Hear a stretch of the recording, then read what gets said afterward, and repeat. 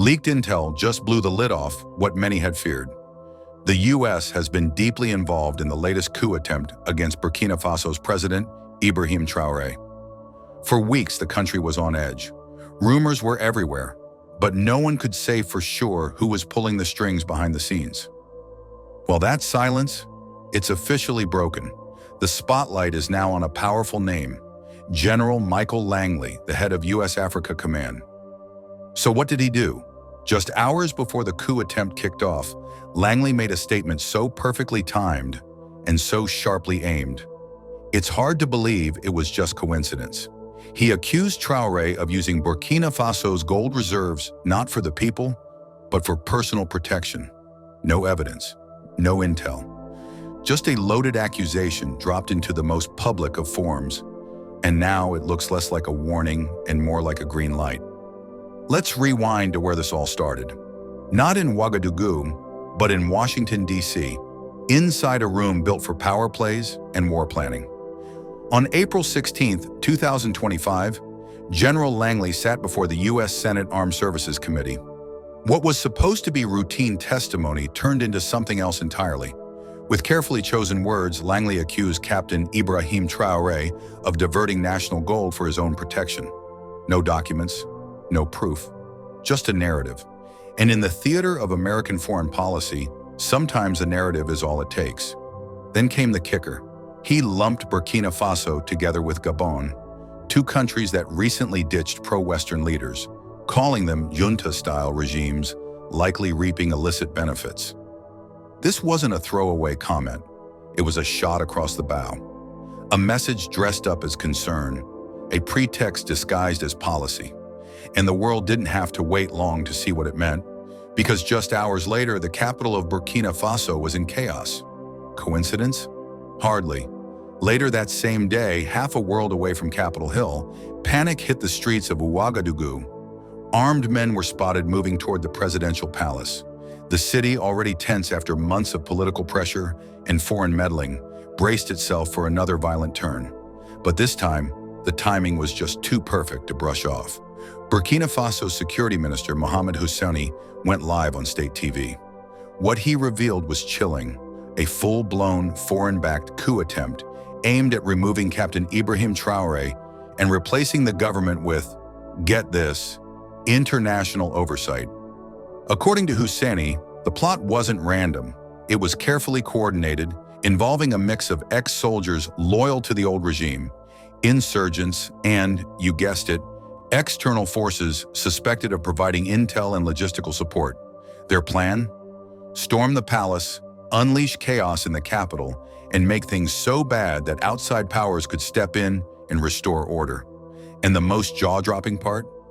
The coup attempt kicked off just hours after General Langley's bombshell statement in Washington. Not days, not weeks, hours. The dots practically connected themselves. From a Senate hearing in D.C. to armed men on the streets of Ouagadougou. Was this just a freak coincidence? Or was Langley's statement the go code? If you've been paying attention to history, this playbook looks familiar. In 2011, the world was told Muammar Gaddafi was hoarding gold, starving his people, and using Libya's wealth to protect himself. Sound familiar? Western leaders made wild claims with no hard evidence. The media repeated the script. Sanctions came, then airstrikes. Then Libya was torn apart. They said it was about freedom, but what followed was slavery, warlords, and a broken state that still hasn't healed. Now here we are in 2025, and that same tired narrative is being rolled out again, this time in Burkina Faso. Accuse the leader of stealing gold, question his legitimacy, stir unrest, whisper the word intervention. But here's the thing, Africa's not falling for it anymore. Burkina Faso is not Libya. And Captain Ibrahim Traore, he's not standing alone. The West might have underestimated something big this time. Africans are more informed, more united, and more politically awake than they've ever been. Traore might be young, might be daring, but he's no fool, and neither are his people. They remember Gaddafi, they remember Sankara, and they know the signs when they see them. This time, the so-called strongman didn't run. The palace didn't fall. The coup didn't succeed. Why? Because Burkina Faso didn't just survive the attack, it called it out. And here's the part the world didn't expect. The coup wasn't just fought with guns. It was also a war of perception. On one front, armed rebels tried to force Traore out. On the other, Washington tried to brand him corrupt. The hope? That both attacks would hit before anyone could ask questions. But they forgot one thing: the Burkina Faso people. By sunrise on April 17th, the palace gates were still standing. Not because of tanks, but because of people. Civilians had already flooded the streets. Market women, university students, farmers from nearby villages. No one told them to show up. They just knew. They had heard the accusations, seen the smoke, and understood exactly what was happening. This wasn't just another power grab, it was punishment. Punishment for daring to chart an independent path. But instead of breaking, the people stood firm. And Traore? He didn't vanish or hide behind armed guards. He showed up, in public, calm, unarmed, thanking the military, praising the people, and calling on those who love this land to stand for it now. That one line echoed everywhere, from radios to WhatsApp messages, and something shifted. The goal of the coup was to divide and destabilize, but all it did was unite the country like never before. Burkina Faso didn't just beat back a coup, it exposed the script and rewrote the ending. Let's be clear, General Langley's statement wasn't just some offhand jab. It was a calculated move, designed to spin a very specific story about Burkina Faso's economy. Say the gold is being hoarded, you shake investor confidence. Say it's being used for personal protection, you plant doubt in the people. But the thing is, reality doesn't bend so easily. And Burkina Faso's reality is right there, in plain sight. In the months leading up to the attempted coup, President Traore didn't hide his gold policies. He celebrated them. Two major foreign-run gold mines, Bongo and Wangyon, were reclaimed by the state, and not at the sky-high prices Western firms insisted on. Then came a huge milestone, the launch of Burkina Faso's first state-run gold refinery. It was a game-changer. Suddenly, the country wasn't just digging up gold, it was valuing it, pricing it, and selling it on its own terms. And this wasn't done in backroom deals or whispered negotiations. These were national victories, broadcast live, with crowds cheering and cameras rolling. So where did all that gold revenue go? Not into offshore accounts, not into armored cars or palaces. It went into fields, into farms, into clinics. Over 68,000 tons of fertilizer were distributed in less than a year. Farmers got tractors, irrigation tools, even solar-powered pumps. Rural health centers were built. Mobile clinics were sent into underserved areas. None of this is theory. It's on the ground, documented, and undeniable. So when Langley stood before the Senate and accused Traore of using gold for personal protection, a lot of Africans didn't see a red flag. They saw a setup. They heard echoes of 2011, when Gaddafi was accused of stockpiling Libya's gold for regime defense, when in fact, he was backing a plan to stabilize a Pan-African currency. We all know how that ended. Now it's starting to feel like history is being dusted off and repackaged. But this time, the script has Burkina Faso's name on it, and gold isn't the only tool being weaponized. Geography is too. After the dust settled from the failed coup, Security Minister Mohamed Husseini dropped another bombshell. Some of the key conspirators didn't just vanish, they fled to the Ivory Coast. That one detail sent shockwaves across the region. For months, people had been whispering about exiled Burkina Faso elites, old regime loyalists, ex-ministers, former intel officers, regrouping in Abidjan. Now those whispers were louder than ever. The accusation wasn't just that they ran, it was that they were welcomed, protected, maybe even backed.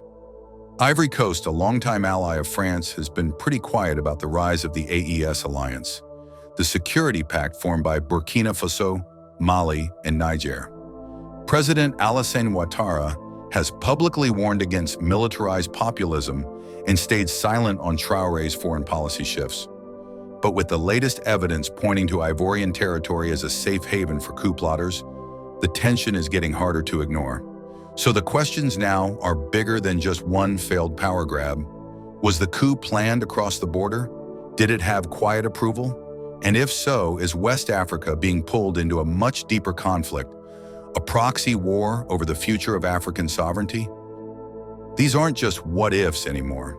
They're fast becoming the new reality. And the world? It's watching every move.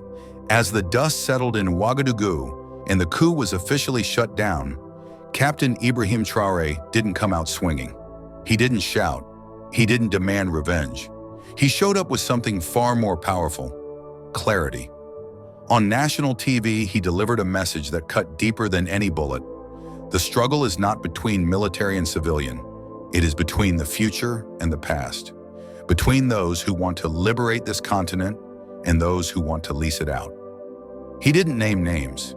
He didn't have to. Everyone knew exactly who and what he was talking about. In that moment, Traore flipped the script. He turned a failed coup into a rallying cry, a wake-up call, not just for Burkina Faso, but for all of Africa. It was a clear rejection of the old, tired narrative, the one that calls African independence dangerous and foreign interference aid. This wasn't about power, it was about ownership, of land, of resources, of African futures. The events of April 16th weren't just another chapter in Burkina Faso's story. They were a sign of something much bigger.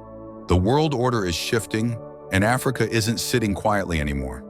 And for the West, especially the US, this moment is a serious eye-opener. When you accuse a leader of corruption without proof, and then a coup attempt follows just hours later, that's not just shady, that's suspicious, even to people who usually look the other way. So here's the real question.